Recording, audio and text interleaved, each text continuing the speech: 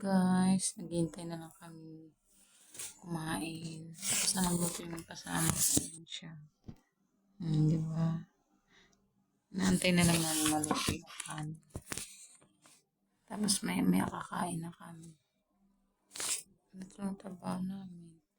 Mami, balik na naman ulit. Ayun, may camera. May mata pala. May mata ka.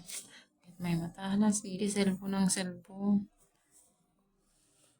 Nakatingin kasi niya ng mata na yan. Nasa Riyadh.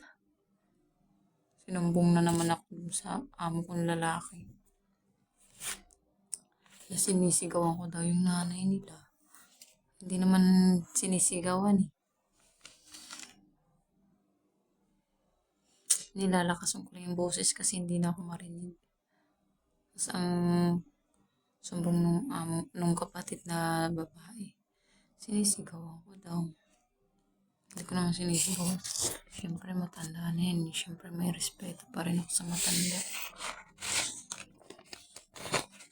Nare-respeto ko yun. Para ako na rin yung mama.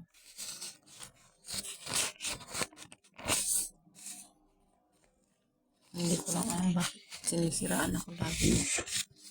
Kapatid ng amo kong lalaki. Okay naman yung pag-asikaso ko sa nanay nila. Kaso lang, tinataasan ko lang talaga yung nilalakas ko yung boses para marinig ako ng nanay nila. Ayoko kasi nasigaw ng sigaw yung matanda eh. Hindi niya naririnig. Ano yun.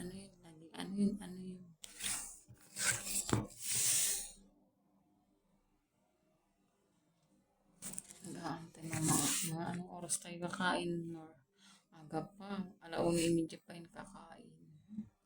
Mag-aantay pa kami kalating oras. Nasa sala nandyan yung anak niya kain. Nandyan sa sala yung panganay niyo anak.